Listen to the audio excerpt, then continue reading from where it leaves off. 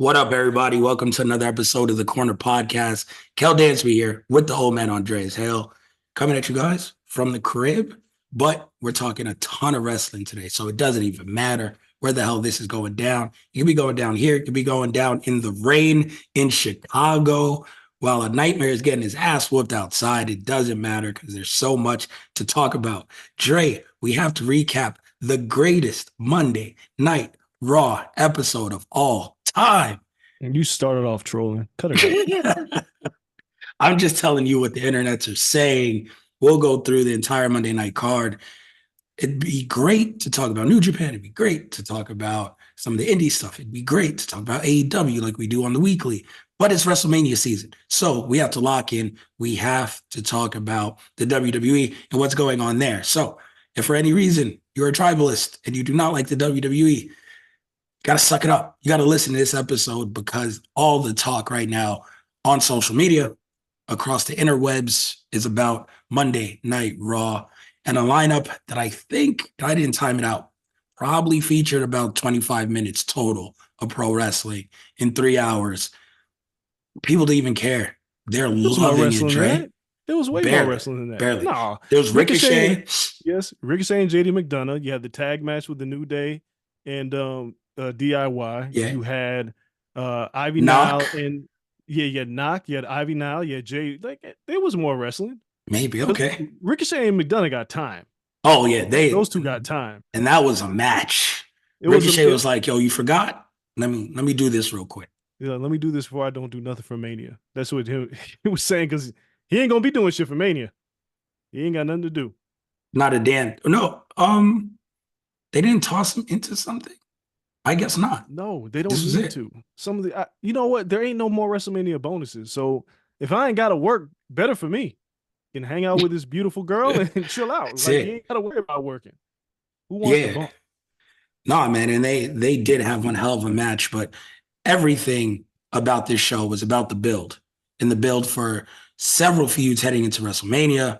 And it starts off with Cody in the ring, cutting the promo. Babyface Cody again, which it's weird. People are they're not turning on Cody, but I do see there's a narrative of people getting like tired and saying like, well, his promos are getting stale. I'm like, what do you want him to say? Yeah, he's babyface. The story's about to finish. Like he has to keep mentioning it. So I thought he did a good promo. I thought it was like weird when he's like points at the WrestleMania sign and everyone pointed. I was like, what the hell is this? And then what is probably now the coolest entrance in professional wrestling in like 3 weeks. The Rock comes out like he's Black Adam. Everything goes dark. There's lightning everywhere. And completely steals the show by saying not one damn word. Yeah, I mean, I appreciate the douchebag vest that he's wearing now. It's incredible. Those vests are so douchey. It's like the thing about The Rock is he's so good as a heel. Like he got his sea legs out from under him. He's got it, right? But the fans also know how good he is in this role. So I think that's more of why they are slightly turning on Cody, because The Rock is really good in this role. You know who's been kind of overshadowed? Roman. Roman's been overshadowed through this whole thing. And I don't know how they're going to get out of this. And it's not necessarily a bad thing. I'm very curious how this Mania ends up playing out on nights 1 and 2. But what I said last year still holds true. I know we want Cody to finish the story. Yeah. But once he wins, it's still a now what for me? Like, where are we going with this? There's a lot of options, but it feels like they got so much with Drew, CM Punk, and Seth Rollins.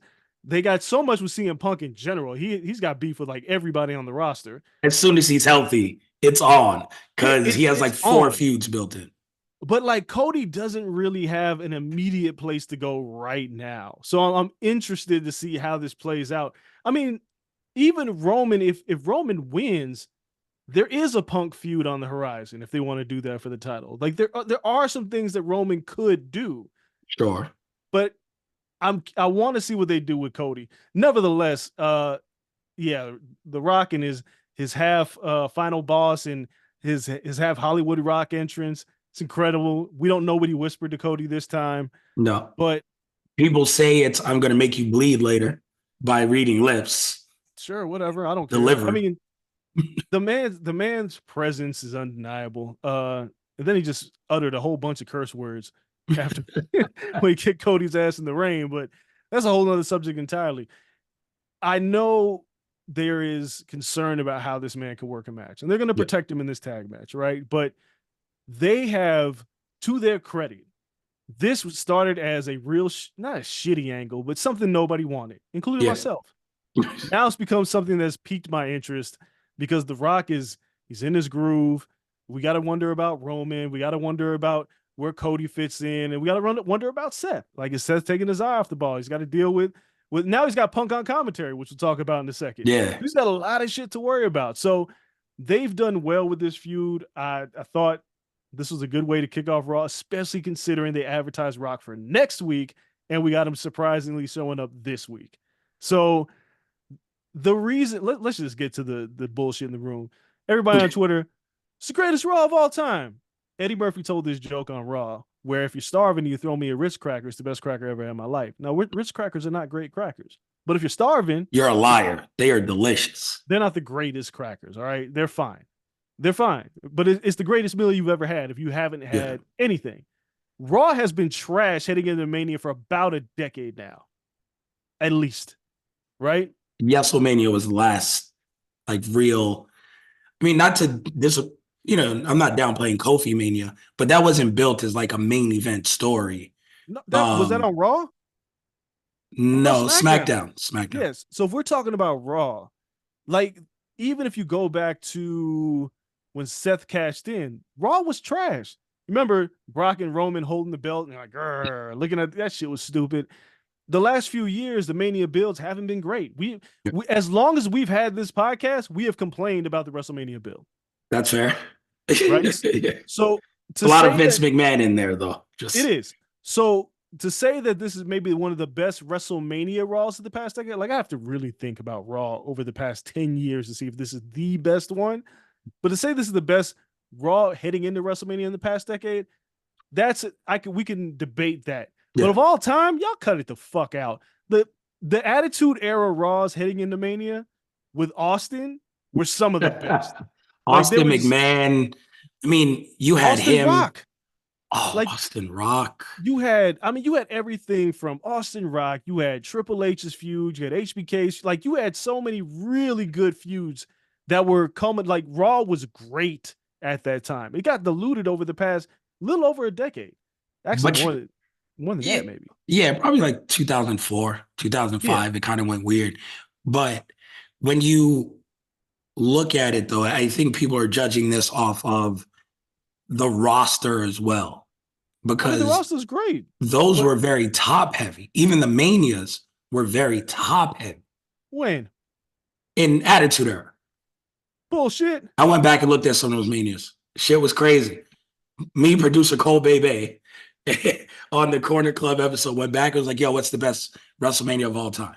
And X7. You look at X7, because the Twitter conversation that week, as you were out of town, I'm kind of glad you weren't here. You would have shit all over it. But it is, on paper, is this already the greatest Mania of all time? So, of course, the matches have to play out, blah, blah. Yes. But on paper, it kind of is. Like, the depth is crazy, but that's just what Meltzer says every week, I guess. Pro wrestling is just better than it's ever been. It is. There's no denying that. X7 was like, there were some lows on X7, and then some real big highs. There's lows on every card, right? It really matters, like, what you do with your main event and then what you do underneath. These WrestleManias have the benefit of having 2 nights, right? So they don't burn you the fuck out for 7 hours. That hurts, yeah. Like, they used to kill you. Like, 17, you had TLC 2, you had you had a lot going into 17. Some of those other, I think, is that 20? 20 Benoit, the triple threat, and Guerrero, Kurt Angle? Like, I think so. Those are really impressively built cards. Like, those are really, really good.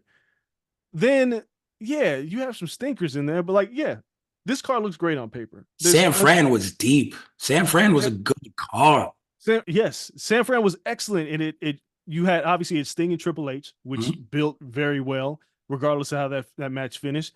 You had Orton versus Seth. Yep, their build was really the opener. Rusev Cena. Yeah, I believe was that build. Bray and Taker was on there. And Bray carried that build. It was so good. So it's not like saying this is the greatest Raw of all time because of the Mania card is kind of stupid because yes, I'm thankful that they are progressed. They made all the storylines matter on this particular Raw. Yes. Everybody had their time. Judgment Day had their time. Becky and the Man had their time. I mean, Rhea had their time. Like, even strangely enough, what they've managed to do with just a little bit for Gunther and Sammy has been great, right? Like with Gable's involvement in that feud. Like, this was a really good Raw. It's just like everything. Is it a classic? Come on, man, let it breathe a little bit. Can you look around before you start saying shit like that? It was good, but y'all just be jumping off the bridge. As soon as you see something decent, you want to jump off the bridge with it. It's crazy. Chill out.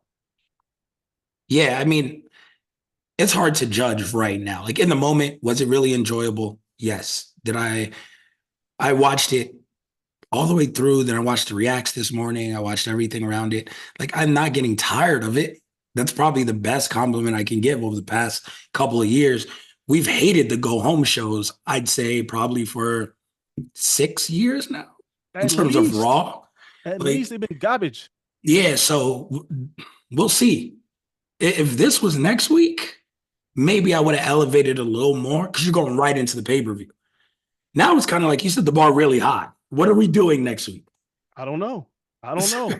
it's it's a lot of storytelling to go, but one thing I do like is that yes, there are a lot of storylines put together with this Rock, Roman, Cody, Seth thing, and it's been a little convoluted, but they've done well, and they've given that a shit ton of time over the past 2 weeks. But now we're starting to see the separation of like they let Seth kind of get removed from it and build that Sunday match. They let Cody and Roman step out, or excuse me, Cody and Rock step out, build their blood feud within it. The only one that's really lacking, like you said, is Roman Reigns, though, and he's the champion. Like I understand he's on SmackDown, so maybe you got to build that over the next two SmackDowns, but it's time for him to turn the shit up Yeah. because he's the one out of all four, five if you include Drew, six if you include Punk, that is lacking right now. They all have memorable moments heading into this Mania in the past couple of weeks. Roman's kind of just doing what? Getting overshadowed. He's just getting overshadowed by The Rock. And it's tough to say, like, because Roman usually always does well in this position, but it's The Rock. Like, The Rock is going to overshadow you. He's the best ever on the mic, right? He's exceptional at what he does. And like we said when he first cut that promo, I was like, man, once he gets his heel legs under him, he's going to be good. That first promo was rocky as shit. And since then, he's been on fire. Mama Rhodes belt, all that shit. The man's cooking. It's Roman should be fine. And maybe it's okay for him to be overshadowed because maybe you just forget that Roman is the most dominant figure in the company right now in terms of his longevity as champ. Gunther is the most dominant figure, but regardless, it's all been built well. I will say I want to transition over to what Cody, I mean, not Cody, what Seth is doing.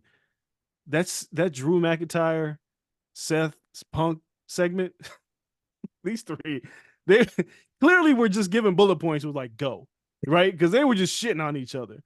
And Punk at times would be like, that was a good one, right? When somebody with a zinger, the one I was worried about was Seth, and he held his own in that too. But this version of Drew McIntyre has been on fucking fire. It's almost obvious to me that he's gonna beat Rollins because Drew versus Punk for the title at SummerSlam, if they go that route, is going to be massive. But it only hurts Senor Money in the Bank because how do you let him cash in? bro, he's never cashing in. He's just gonna lose. He's just gonna cash in and lose. We gotta let it go. Priest is so far removed from anything major at this particular point in time. Like, even when Seth cashed in at Mania, he was still like a very prominent force on television. Damian Priest is almost forgotten about. Rhea clearly overshadows him in Judgment Day. He's got the briefcase, but we don't care. Like, we don't give a shit that he's got a briefcase. We don't even care when he's going to cash in because we don't want him to win because it just messes everything else up. So while, Priest has been in this spot where we're like, yeah, maybe we can take a chance at Priest. I've given up. Like, I don't want him to cash. I want it to fucking expire and he forgets. I'm over it now.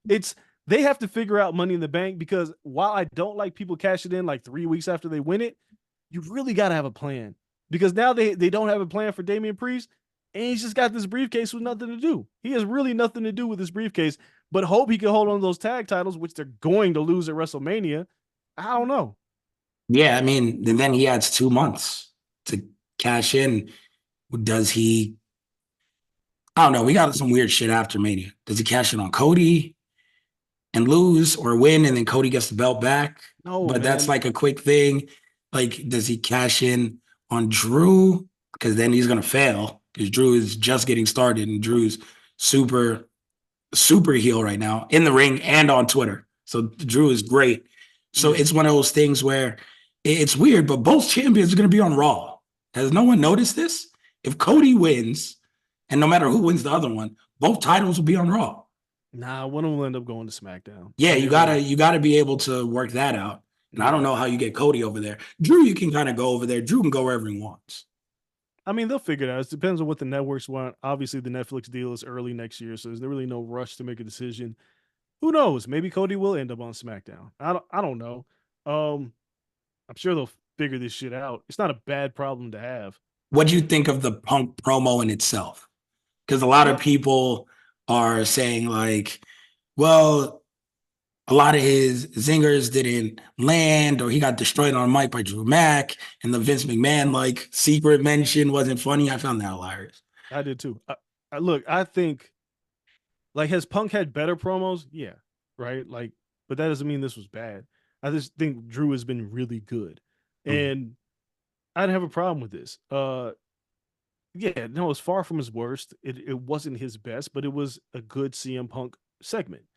Like, I thought all three of them did well in this, and again, it made you care, because Seth wanted to remind everybody, like, I don't like this dick, and then he just super kicked Drew and was like, reminder, I'm gonna fuck you up at WrestleMania, right? Like, I thought they handled it well with Seth, because like, you bitches aren't gonna overshadow me in this shit, and everybody feels like, and it's true, that Seth is the weakest on the mic of those three, and I think he did very well for himself. So Yeah, I didn't have a problem with Punk. which Didn't is need to eat everybody up either. Like, it, yeah. it didn't need to be a scenario of Punk being injured just destroys everybody on the mic and then sits in commentary at WrestleMania. They didn't need that to happen either. So I'm glad everybody held their own. No, I love it. Drew posted the clip on social of him actually going to the little bakery Oh where yeah, oh, that was hilarious. man's a And mess. he has merch for it. So he's just doing so well. His feud with Punk is as good as his feud with Rollins, and there's no match in sight. No, it's better than his feud with Rollins. Like, his feud with Punk is more intriguing than the Yeah. one with Rollins right now. Him with Rollins in ring is going to be great, and it's been really good as a build. But what he's been doing to Punk on social media, just blasting this man at every turn.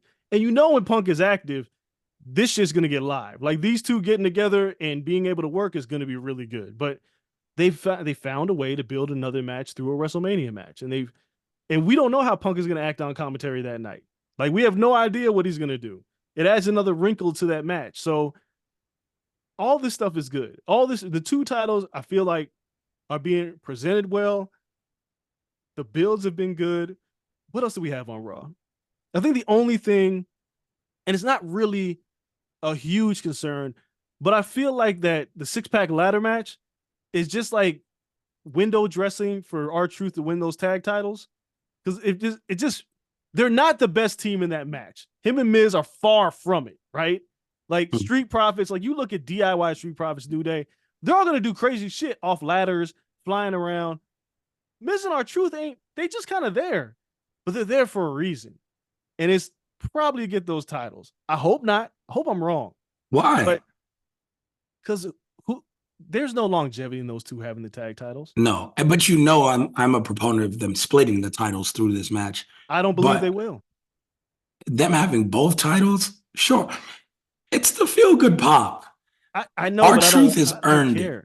He has, but I feel like they win the titles, and just like a lot of things, it's over, right? Like, that sympathy that you feel for R-Truth, like, during this whole thing, it's dead. Once they win those titles, it's a wrap. And then you immediately are reminded, was like, oh, this is far from the best tag team in the company, and they got the titles. Like, when Zack Ryder won, it was like, oh, this is great. Yeah. And then you were like, uh-oh. Yeah. Like, He he ain't dropped it really like a that week guy. later. He dropped it the next day. He dropped it Next on time. Raw. Oh my God. So you don't have to do that here. I get why they would want to, and I get the pop would be massive.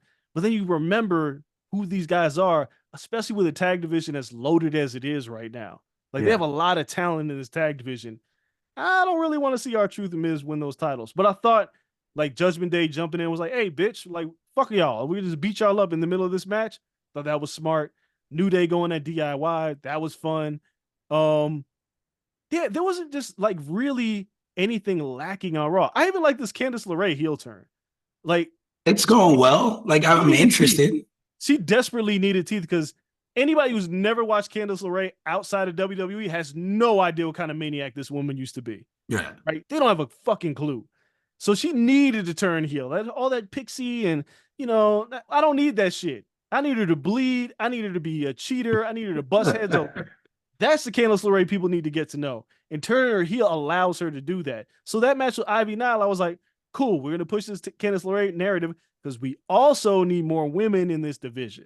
Yeah. Like more heels, more threats. It's a lot of meandering women in the division right now. Candice LeRae getting a push was good. I really couldn't find any weak spots. Well, there was one. There was one match. Who was it against Fabian Eichner? Fabian Eichner stepped in for somebody. Oh, that was Andrade. Yeah, I don't know what the fuck is going on there. New I don't know finisher. He's just staying on TV. to do what. Just be around, man. Be around. Like, if the complaint was they have no direction for Andrade in AEW, same thing's happening here right now. At least he's on TV for a second. I don't care. Like, Andrade, I thought would get injected into this whole Mysterio, Dominic, Santos, right? Like, I thought that's where they were going to go with it because I don't know exactly. Like, Ray versus Santos is cool, but the lingering element of Dominic Mysterio has really nothing to do at WrestleMania. Would have made this all the more intriguing to have Andrade, another legend of Lucha, involved in this match somehow. So they got to figure that part out. And Andrade just working on television 2 weeks before WrestleMania means he's not doing shit for WrestleMania, at least right now. I think with them having that match, and I understand there wasn't a finish because Dom interfered. It wasn't like a clean finish in the Ray match with Santos because Dom came out with the mask, everything on SmackDown. It looks like they're building towards a bigger match, right? With more components in it. So like maybe a 4v4 or something. So if we have an Andrade, like, is he joining good guys? Is he joining bad guys? Because there's room to insert him still in that. Because he had those backstage interactions with Dom for a reason. Yeah. The past couple weeks. We're 1 week away. With 3 shows. Yeah. And really that's like 1 because Andrade doesn't even really show up on SmackDown. No. So if there was any plan, I think they should have put it in motion. But they just gotta have we're outnumbered again. We need one person to help, and it doesn't have to be Dragon Lee right now. That man just gets nerfed every week now. Yeah, so it's like, okay, cool. Like, let's throw Andrade in there, and him, Ray. That's a good like lucha stable going on, and then of course I guess everyone else, LWO and Legado, those tag teams. So it's like 4 of them. Yeah, I mean, that isn't my only complaint because it was a really good Raw, but it means really nothing. I don't mind him working. I just would like to figure out what he's doing. And if he's not doing anything, whatever. I also think that they've done well with Jay and Jimmy. Doesn't look like we're gonna get Rikishi, which sucks. Rikishi posted on Instagram about it, like, my son's wrestling. And I was like, damn it, I want you to referee. I want him to just be there. He may still be there. It may not be like a special referee. He'll just be there. But I think they've done well with that. Like, Jay is over. Over. And Pat McAfee, this man, I know some people don't like him, but he's so different than anybody else we've had on commentary because he like enjoys what's going on. Yo, he was wearing the Rock's vest. Yeah. He said he didn't get it from Louis Vuitton. He got it from Amazon. I was dying. Like, he elevates all that shit. But I think they've done really well with Jay and Jimmy without like overdoing it, without having them having like 20-minute promos. it's a match people want to see, Yeah. and the limited interactions works for me. It was my complaint 2 weeks ago that are they ever going to get to this match? Like, what's going on? Yeah, I was And then in concerned. 2 weeks, it's like, all right, it makes sense. I guess you didn't need much. You That was the didn't. key. They kept Jay hot and let the crowd keep growing with him without Jimmy being there. And then the times Jimmy came along, he really just screwed over Jay. And it was like, all Yeah, right, whatever. I wasn't the biggest fan of Jay and Seth popping up on SmackDown and just like hovering around Cody and Roman like cowering with the bloodline. yeah, it was weird. Yeah, I was just like, all right. Like, That or SmackDown was just, not great, by the way. no, I was like, Like that just SmackDown was fight. like, what is happening? Again, it just didn't make Roman look good. No, not at And all. then Rock shows up on Raw, and we'll get to this final segment because an all out brawl breaks loose, and Rock beats the shit out of Cody. It's like, this is exactly what Roman should have done on Friday. Yeah, I feel like, see, the law of averages in WWE says that Cody should have like get his revenge on either SmackDown or Raw next week, right? Yeah. But if Raw doesn't lay, I mean, if Roman doesn't lay his hands on Cody and just beat the fuck out of him at some point, interestingly enough, Roman hasn't put his hands on Seth either. Like he's kind of hands off of his opponents, where Rock put in the work. And maybe it's a bait and switch because, you know, a lot of people think Rock's going to turn on Roman and doing this kind of submission, like you made the man bleed. So we don't know what angle they're going to run for this and how they're going to let this thing play out. But again, I'm intrigued. And then The Rock just breaking all the rules of PG television, even though Drew called it out earlier on the show when Punk said this is bullshit, and and Drew was like, it's PG, guys. Rock was like, fuck that. And went through this whole segment on fire, laying every curse word out there. And I still am having a really hard time seeing him not leave WrestleMania as a babyface somehow. He's Yeah, me just too. good. He has to. Yeah, it's hard to see him leave as a heel. I don't think you can really do that. But in the meantime, oh, he's just bought into it. Because it's one of those moments where you have to think if you're him, like, yo, I don't know if I was ever going to get to be that guy again. Yep. And honestly, I don't know if I'm ever going to get to be this guy again. Like it was, yeah, it was a moment where it's by sheer dumb luck that I get to relive the Hollywood Rock and the Nation of Domination Rock. Like I get to be that guy one more time. And he's like, I need blood. Like I can only imagine him going into trips and be like, you got to get some color tonight. What? Yeah. Cody has to get some color. And Cody's like, finally, because Cody must bleed. And then Trips are just sitting there like, damn, like really? Like, and he's like, got to do it. Shit, I'm the boss, bitch. Yeah, he's just like, well, as long as you say it, Rock.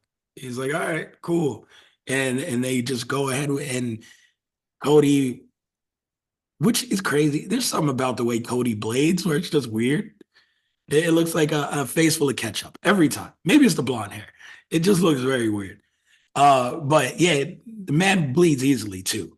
Just gushing blood. So that though, being in the rain, being outside, there's so many elements to that added to it that are like beyond normal control that made it great. It took me back to Rock and Stone Cold, like on the bridge. Yeah. Like it's one of those things where it's just like the lighting, the time of night, like everything just made it look really damn cool and really authentic. The question is the trailer a plant or was it circumstantial? I think it's just circumstantial. I like that people are reading into a lot of these things, like just like people have read into The Rock sticking his thumb out with the one in the air. Like Yeah. sometimes, and I know this because of people I talk to, and a lot of things, it's like it's completely accidental, and y'all just bought into it. And then sometimes the storyline comes out of it because people are like, they just lean into it. Yeah, they were like, they think something's here. Well, fuck it, let's make something work. I don't think that'll be the case here. I don't think the Stone Cold Cena truck meant anything. But who knows? Maybe at some point TKO is just like, well, we got the money. Call Austin and Cena and see what they're doing. Cena ain't doing shit. He'll work.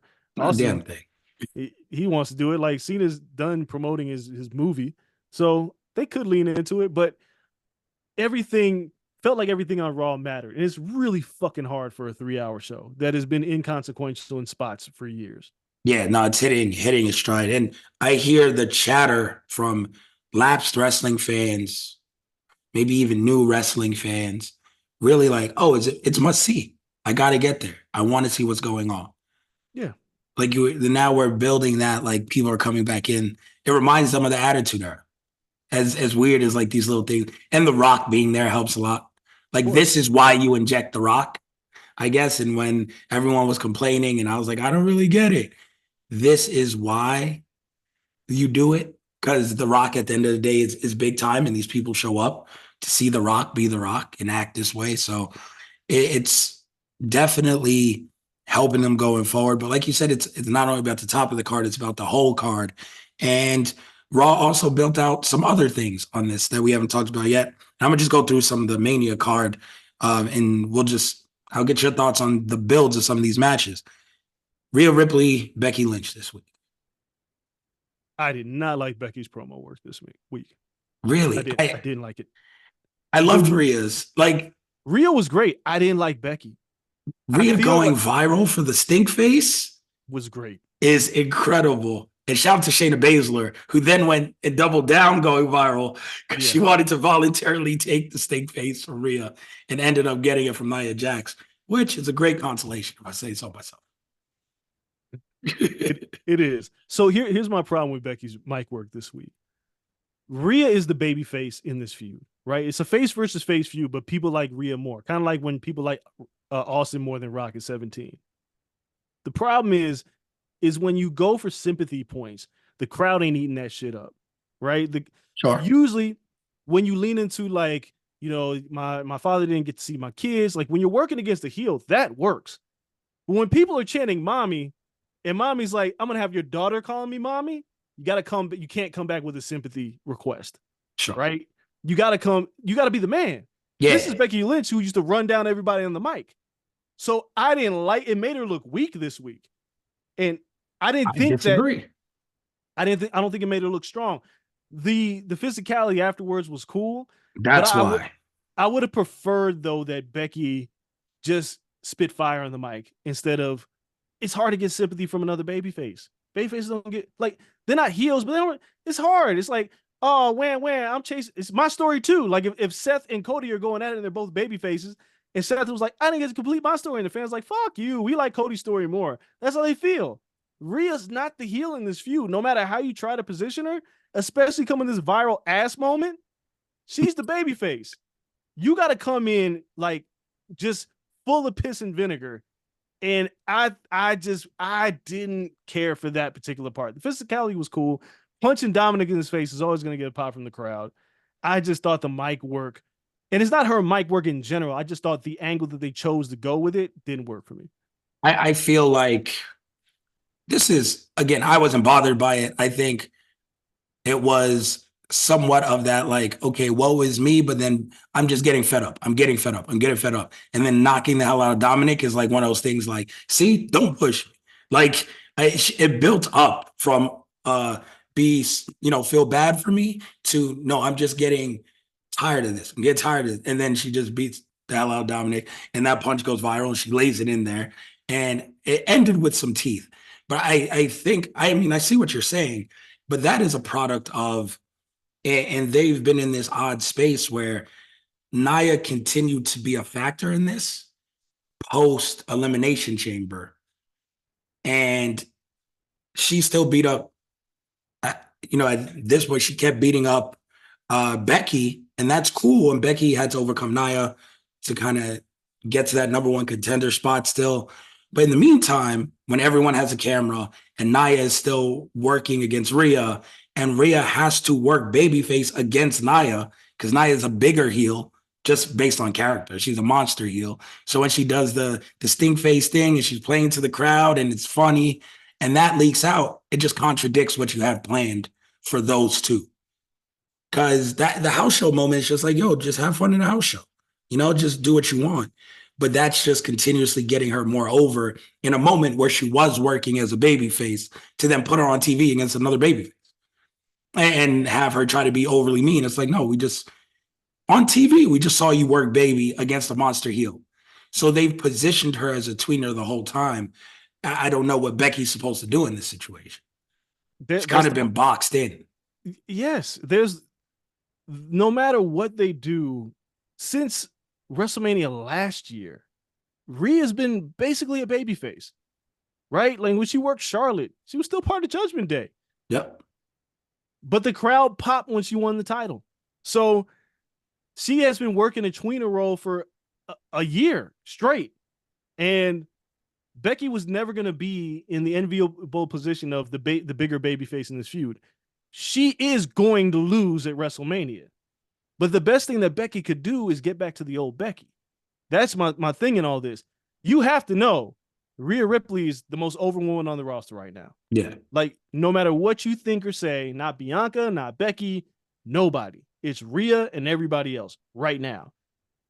If you're Becky, if you get back to the old Becky, where you yourself were kind of a tweener as well when you turned on Charlotte, like, that is the best version going into this match. Nevertheless, I'm fine with Mommy versus the Man. I think it's been handled well. It's strange because the two men's matches have been built up so well that the two women's titles matches have not. And not in a bad way. They're not as well built. It's we've seen worse. So yeah, I care about it more so than most women's matches leading into Mania. It's just it's not built like Rock, Roman, Cody, Seth. Like they gave a lot of time to those. And understandably so, because The Rock is just a megastar. Like that makes sense. I guess my thing is that with the time that you do have, you got to make the most of it. Mm-hmm. And I feel like they haven't made the most out of Becky versus Rhea yet. It feels like it's still relatively lukewarm. And on the other side, it just feels like Bayley and Io is like, I guess, like it's. I like that. I like that feud going. I think Bianca and Naomi's brought a lot to like the narrative of that. It's helped, but there hasn't been enough Bayley and Io interaction, right? Like it's been Bayley Io just stomped her out last week. I'm talking about like before her match. I'm just talking about face to face, like mic work, face to face time. Like that's not Io's strength. Like they're protecting Io, but she's not going to cut a 10-minute promo face to face with Bayley. She don't need to. It's just one of those things where, all right, so Dakota turned on Bayley. Now it's Dakota kind of the mouthpiece for Damage Control. But at some point, it has to be just Io and Bayley in a physical moment, a stare down, something. The Bianca and Naomi against Kairi Sane and Asuka tag match, we know that's what they're going to do going into WrestleMania, right? We know that's going to happen. But even that feels more important than what Bayley and Io have been doing with each other. Like, Io, you don't have to speak English for it to matter. Like, Asuka was a dominant champion and didn't have to say shit. But no one's ready for Asuka. That was it. You're like, all right, cool. Then she got to the main roster, and Vince was like, no one's ready for you not to speak English, and get her to lose to Charlotte. Not saying that she has to, but I think they positioned and hid that pretty well. And one, they let her cut promos in Japanese, and I feel like it goes over just as good. But this week, they did let her beat the hell out of Bayley. Like they had an interaction. It was just very one-sided. She stomped the hell out of her and then went to the ring and had a full match and beat the hell out of two other people. Doesn't it feel like that, like Io is being presented as like when Bayley was there, she was the second most important person in Damage Control, even though she was the champ.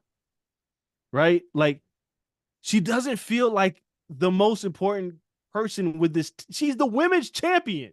She should feel more significant, and she doesn't. And it's. You want her individually to feel bigger than she is? I feel like the group feels what they're supposed to feel like. And I understand it's her title run, but the group of Damage Control is the narrative. Io just happens to be the champion. Asuka could have been the champion. Like it's one of those things where the story was about Bayley building this group. They lost a ton. They finally got to where Bayley projected them to be, except Bayley projected herself as champion. But Io ended up being champion. They had all the gold, and Bayley gets kicked out when they finally reach it. And now she has to go and get her get back. And now she's finding friends, and it's built as good as it can be in long-term storytelling. I don't think it's being built as well as it can be. I think that Io has been secondary in her own faction for far too long. Like to her, she just is not the most important. She falls into the mix with the rest of them. I think it's an issue that maybe it's the writers. I don't know, but they're not presenting her as like this dominant force as the champ. She's had that fucking title for a while now. Yeah, I mean, she beat the shit out of Bayley. She's been kicking ass, by the way. She On has. some but on some jumping people shit. This time it was 1-on-1, but she sneaked her. But still, she beat the hell out of her and then swagged out to the ring. She's a pretty good badass champion. It's just it's been one feud the whole time, Dre. Like she's been champion for a while. It's been one feud. But it's this here. Here's how I'm gonna illustrate my point. The story of Dakota turning was more about Dakota and Bayley than it was about Io. The story of Bianca and Naomi is more about Bayley than it is about Io. Nothing's really about Io, right? You're right. I would argue it's all about damage control. This entire thing is just about the That's faction. cool. But when Shawn Michaels was in Generation X, he still felt like Shawn Michaels. Like when Kofi was going after the title, Kofi was elevated above the New Day for that the entirety of that feud, and everybody and E and Wood supported that. It doesn't feel like they're moving Io to be presented as like the dominant force. Like Asuka was the dominant force in NXT. Like she didn't have a crew, but she was the dominant force. Yeah. I just feel like this feud is about Bayley and Dakota turning on her. Bayley trying to be friends and convince Bianca that they should work together. It's more Bayley centric than it is Io. Like what I just don't feel like Io's being presented as being as important. Like to a lot of people, it's almost a foregone conclusion that Bayley's going to win. I think so. Bayley should lose. I mean, she should lose. Yeah, I think so too. But it's one of those things where I see where you're coming from. But yes, this has been Bayley's story. Io is champion, but this is Bayley's story. Even if she loses, it is her story. And I think my biggest thing with all this was where I started when I talked about this at the beginning of the year. It is really hard for me to be convinced that Bayley's the victim in all this. Like Bayley was really shitty for a while to everybody, including Damage Control. Right? She barked at everybody, and then they kicked her out because they were like, fuck it, we don't need her, and they don't. And then somehow I'm supposed to feel empathy for Bayley. And I don't. I just don't. Like you're very Bianca Belair right now. Yeah, like I'm looking at the situation like Bayley's been like she's been a fantastic heel. To turn her baby at the drop of a hat just felt very strange because it was like, oh, they've been talking shit about me in Japanese. Well, I talk shit about you too because you been a shitty part of the crew, overshadowing us all the time, placing blame. Like, what the fuck? So now it's been Bayley's story, but I'm just not invested in Bayley's story.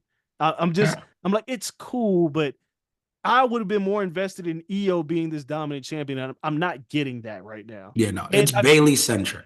Yeah, it's almost too Bayley centric, and maybe it's just because of the language barrier, but it doesn't have to be that way. Like in AEW, they made Okada look like a monster, and he says a couple words in English and fucks people up. Again, Io doesn't look that bad to me. She doesn't look bad. She doesn't look bad. They could have made her stronger quicker. Like she just jumped Bayley this past week. Like she should have been fucking her up. She could have been doing that, right? Like the whole crew has been jumping people, but that doesn't separate you as a crew, from the crew. Did we really need Dakota to turn heel? Like when you really think about it, what does Dakota in Damage Control mean? I don't. Nothing. It's an English-speaking person for the crew. It's a spokesperson. I didn't need that to happen. I could have had Dakota with Bayley and still played up the injury thing, and Bianca and Naomi still do the tag thing, and Dakota's like, I can't rock with them. I was rocking with you. That took away from the story to me because Dakota's not going to be a major part of this feud. No, I like heel Dakota better than babyface Dakota, so it works out great for her. But it did waste like 2 weeks of storytelling. Yeah, like it's like I didn't need this to be about Bayley and Dakota's relationship. No. I didn't need that. But again, it was about Bayley and everyone deserting Bayley, and you have to feel bad for Bailey. The more people who desert her, the easier it is to forget how shitty she was. Yeah, it's like this is like Hogan Savage WrestleMania 5. It's like, yo, no, the wrong person's the heel here. But in the end, it's like Bailey's biggest gripe, which I don't think they leaned into enough because they're trying to get too much sympathy. But Bailey, with Dakota turning on her and with EO being champ and beating her ass every week, is I brought you two back. Yeah. Like, I'm the reason. Well, I brought one back. I brought one up. I'm the reason you're here. Yeah. And Bailey can't even say that. Like, Bailey needs to just be like, yo, I brought you here. And you guys both turned your back on. They didn't do enough. I know we're talking about this too long. They didn't do enough to justify the turn to me. Like, they should have done more of Bailey fucking up by accident trying to help or something like that. They did a little bit, but not a lot. They didn't do enough to make, because when the turn happened, I was like, really? He overhears them talking shit, and then she comes out and was like, I've been in Japan hanging out with my friend Mercedes, but I've been in Japan learning Japanese, and you guys have been talking shit about me. Just because she won the Rumble. And it was just like, well, we need a reason for her to cheat. It's like, it could have been a better. It could have been better. Reason. It could have been better, but nevertheless, that's the one title feud that I'm just like, it could have been better. So I do hope we get Bailey aside, because I think her and EO need that one-on-one match for the title, which is going to be, she won the Rumble. But I do want, and I don't need it to be a tag team title match now. I kind of like that Dakota Kai is involved here, because with Coda, it's three of them, and obviously it's Naomi and it's Bianca. I would love for them to be like, yo, we need one more person. No, don't bring Jade into this. And I need Dre. I need the music to hit. I need her to be the third person. I need this to be her first Mania. Dre, she hasn't been on TV. She's advertised for SmackDown this week. She just signed to SmackDown. Yeah, I feel like the stars are aligning to have Jade. She was going to come out. She's not going to wrestle. I don't think they advertised her wrestle, but she's going to pop up and we're going to see the interaction. They're going to cross paths and they're going to look at each other and then they're going to get their ass kicked again. And they're going to say, we need a third person. And everyone's going to lose their shit. And it's just going to be too one-sided at that point. You put Jade in the middle of that. Dakota Kai's getting pinned. I don't care. I'm just saying, physically, you putting Bianca and Jade on the same team, and then you put Naomi in there. Like, it's not for the belts. I'm just saying, Dakota's getting nerfed. In that match. Yeah. But I don't need Jade to align herself with anybody right now.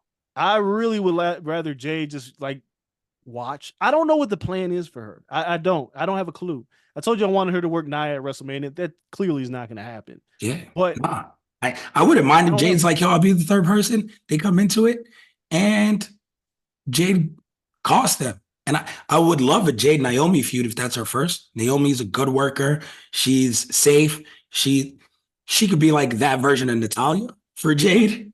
I'm more inclined to think that it'll be for the tag titles. And then if what you're saying could come to fruition, it's like, oh, Dakota's out there and then Jade is out there not working. Like I don't think they're going to do a 6-woman tag match.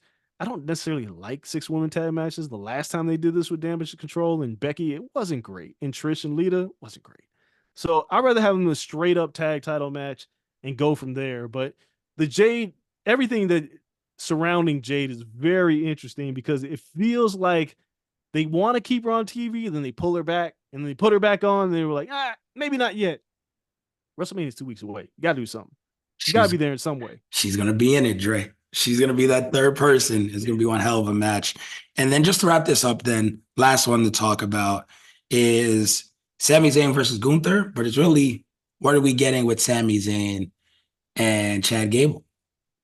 Yeah, where does Gable fit? A lot of people think that Sammy's going to win this match and his first feud is going to be with Gable. I don't. I think Gable's beef is still with Gunther. Well, but it's I think Gunther's going to win and Gable and Sammy are just going to feud anyway. Right? Like, I know a lot of people, Sammy's easy to get behind. I said this before when I wanted to work Seth with the title. I was like, Sammy's easy to get behind. You heat him up real quick whenever you want. Because he's really good at everything he does. But Gunther's going to beat the dog shit out of him. right? Like it's going to be a great match. There's going to be some back and forth. There's going to be a lot of hope spots, but there's just too many ways for Gunther to finish this match. And then maybe Gable gets involved and says, I told you can't do it. And these two feud, whatever it is. But I like the way that they've made this matter still to Gable because they didn't forget how much this meant to Gable in the first place. Yeah. And it's not lost on him. There's a part of Gable that's always had a lot of Kurt Angle in him. You turn Gable heel again, and he was with the thank you. You turn him heel again, but you heat him up as a heel. Now he's really like you have to make him a threat. Yeah. But at some point, you're gonna have to get the title off the Gunther because then nobody else can touch it. You're gonna have to get that title off him. But I think that they've done well with this feud, and Gunther is just here to watch. Yeah. You're just here to watch him do shit. You know, it's a little bit of a hat on a hat because the other title is clearly going to be a triple threat. Yeah. For the US title, as long as they're on different nights. Oh yeah. I kind of want this to be a triple threat. I kind of want Gable to be in there, and I want Sammy to win, but Sammy to beat Gable. And Gunther's out. He doesn't get pinned. He doesn't lose. Sammy has his Mania moment, and Gunther is out of here because it's Gunther. Gunther has to win Money in the Bank or the Rumble. He has to win. So it's time to heat him up as a main event player, and you get out easily in a triple threat. You can. I mean, I see what you're saying. I'm not necessarily mad at that. It just feels like Gunther should lose to somebody that needs it. And it's not one of those people that need the rocket strapped to their back, but what I mean is Gunther has to be pinned by somebody who needs it. It ain't even yet. I wouldn't even let him get pinned. Like, so if it doesn't happen here, it's a good way to kind of backdoor your way out of it. And then Gunther could be mad. It's just, you got to immediately go to the main event, Gunther. Like, that's you can't wait. Like you know what? At those two. I'm done with you two. Yep. Yeah. I set my sights on another prize. Yeah, it's like you couldn't beat me. You still can't beat me. Beat each other up. I don't give a shit. When's Money in the Bank? All right. Where isn't Money in the Bank in London this year? I think so. Isn't the next pay-per-view in Paris though? I can't remember. So we go Paris and London back to back. I think there's a Backlash is in Paris. Okay. So whatever it is, like you have to start the train on Gunther quick. The problem is there's kind of a log jam at the top, right? You got when Punk returns, it's going to be against Drew, maybe for the title, maybe not. Because then you can go Gunther versus Seth at SummerSlam. And you can still do Punk and Drew, and that match doesn't need a belt attached to it. And Gunther has his moment there. I don't know. You just got to move quick. Whatever it is, like, Gunther's got to win Money in the Bank. If he's not going to have this IC title, even if he fucking does have it, I don't care. He's got to win Money in the Bank. It's time. The guy's been a menace for like over 2 years now.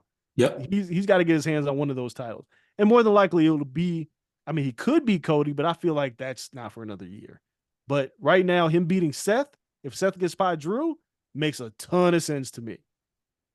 No, I listen, I agree. I think it's hard to not put the belt on Drew, but it doesn't even matter. Gunther is like so good, and him and Drew have history. Yeah. They have that banger. Like, so when you look at it, if that's the feud for the main title, then we know we're getting a lot to pull from in that instance. So they're building different layers and different feuds to go for. And that's where Sami Zayn and Chad Gable can continue to go on and feud for the IC title one-on-one and let Gunther slide step to the side and really heat it up. And then shit gets crazy because when Punk comes back, he has a natural beef with Rollins, a natural beef with Drew, and a natural beef right there with Gunther. Yeah, Gunther holding that briefcase ominously. Just being a menace. Just standing there. In every match, just standing there. Because Gunther doesn't even seem like the type that have to cash in when you got your ass whipped. He just be like, it's not. I'll see you at I'm picking a date and I'm gonna fuck you up. Like that's the kind of guy Gunther is. The only other like question mark heading into WrestleMania for me is what are we doing with Braun Breaker? Because this guy is just like, who is he squashing somebody at Mania, or are they gonna put him into something meaningful? He's in NXT, like the dogs are going to wrestle at the NXT pay-per-view Yeah, but he's on Mania SmackDown. weekend. I know. I just don't. I think he just got there too late to have a spot. I don't know. If they still had the Andre Giant Battle Royal, I hope they got threw that shit in the trash. well, what the hell else are we doing in the pre-show? I wouldn't mind that. Or if you want to give him just a legit match for the pre-show, you can. But what is he going to nerf? Like Ricochet? Yes. Ricochet's not even on SmackDown. But Don't give matter. us, yeah. Like you can give him a legit match where it's not just like you can give him like 8-10 minutes, show off some shit. Good. Dragon Lee's on that side. He gets nerfed all the time. You can give him too much. Yeah, you can give him a match like that, and they'll make him look like $1,000,000. But yeah, maybe you keep him busy on a pre-show, but he'll have a spot on NXT as well. Yeah. I mean, look, man, WrestleMania weekend is next week. I'm looking forward to it, the 2 nights. I'm looking forward to NXT. Aside from Tony D'Angelo being in the main event, I just don't give a fuck about him against Dragunov. Me either. It makes no sense. I'm watching this thing play out each week on NXT, and I was like, I don't care. They Trick just and love Mello's where him, it's though. at. I know, but Trick and Mello's where it's at, man. Like these two, like Mello pulling the bait and switch on Trick last week, with being the camera of one of the security dudes. It should be for the title, but then it just eats up the whole show. I think that's what they were thinking. They were like, if we make this for the title, nobody's gonna care about anything else that happens on this show at all. So I get it, but Tony D'Angelo, man, that guy. We know who's gonna win that. So I hope so. If Tony D'Angelo wins, no, but Dragunov has to like. This is D'Angelo's thing. Like, yo, if you go out there and Dragunov gives you a banger, then you're made to this audience, you know? Like you're more than just a whack ass gimmick. Like you're made and we can kind of get past this because people will know you wrestle. If you go out there and give a mid performance against Dragunov, you gotta go. Yeah, then it's time to go. We're burying you on the card. Sorry, we tried. The last thing. There's one way I could see Gunther keeping that title and losing it if Dragunov goes to the main roster. Yeah. It's like the only fucking guy, the last guy that beat you is here again. Yeah. Yep. And I'm here.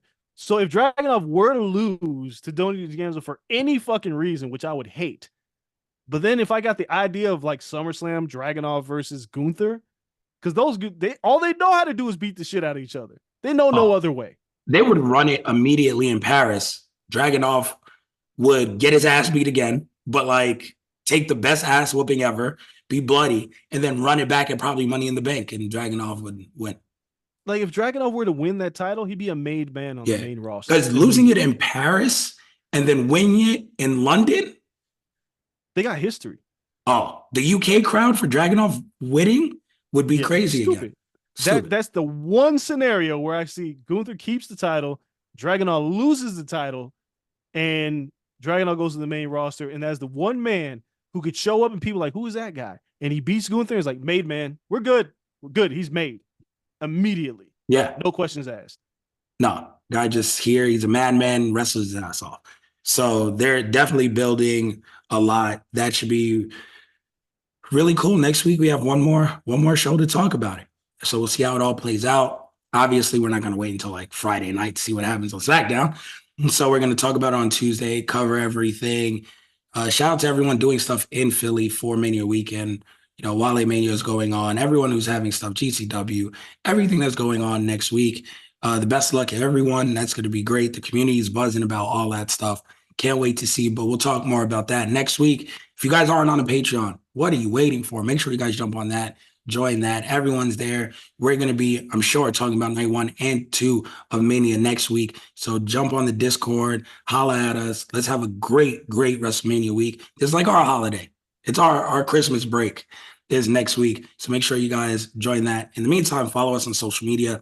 Listen to us wherever you guys listen to podcasts. Like, subscribe, give us a nice little review. Those go a far way as well. We appreciate you all. For myself, for the whole man, Andreas Hell. Until next time, we're out. Peace.